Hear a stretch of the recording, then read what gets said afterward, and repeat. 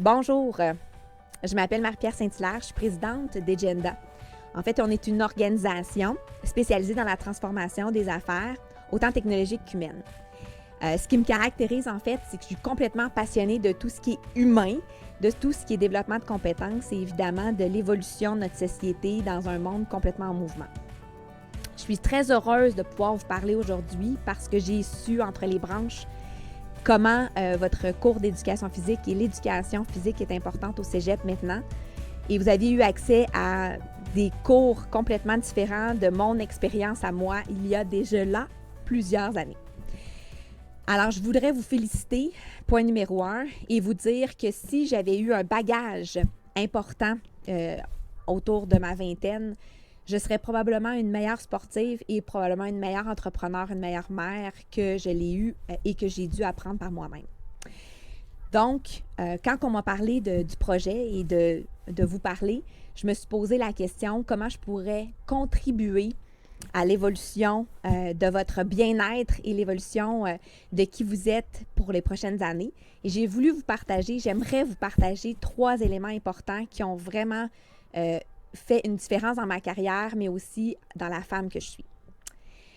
Outre que d'avoir 43 ans, d'avoir élevé 3 garçons et en plus d'avoir la maladie de Crohn, tout en étant une athlète entrepreneur depuis les 21 dernières années, j'ai dû apprendre à consolider avec des up and down tout au long de ma carrière, même si j'étais une sportive. J'ai fait sport-études golf au cégep, moi de mon côté, et j'étais une skieuse invétérée, j'adorais le ski.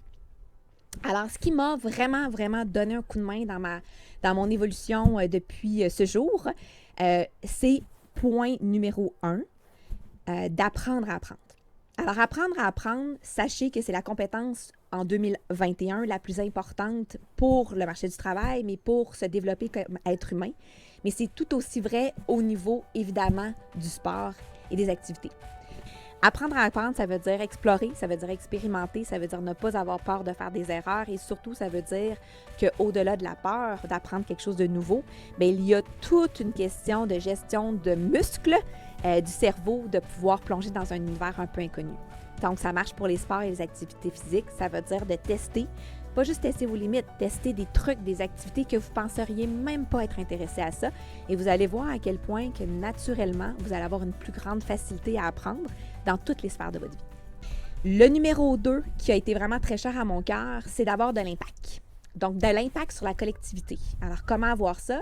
C'est que tant qu'à se faire un objectif individuel et personnel au niveau des activités physiques ou au niveau d'un sport, bien, pourquoi pas ne pas le partager avec ses pairs? Pourquoi pas ne pas le partager avec des gens sur lesquels on va pouvoir faire une différence?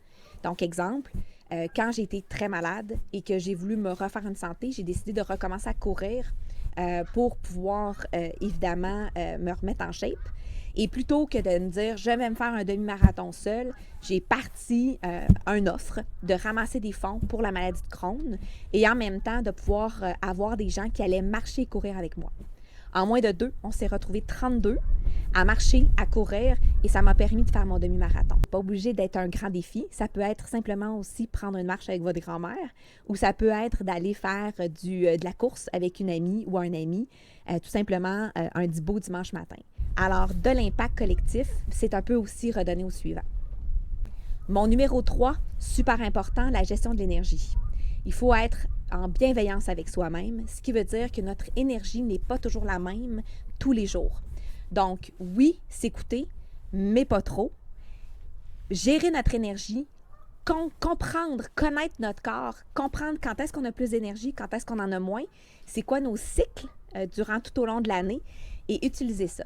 Donc, ce n'est pas seulement une gestion d'énergie physique, mais de savoir dans l'année, c'est quoi nos objectifs pour la prochaine année, au niveau physique, au niveau intellectuel, au niveau familial, au niveau personnel. Et là, se donner des objectifs par rapport à ça pour être raisonnable, parce que l'important, c'est la constance.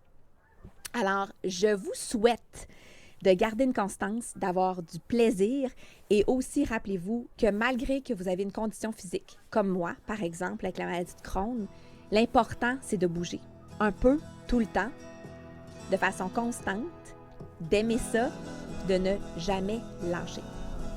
Bonne chance!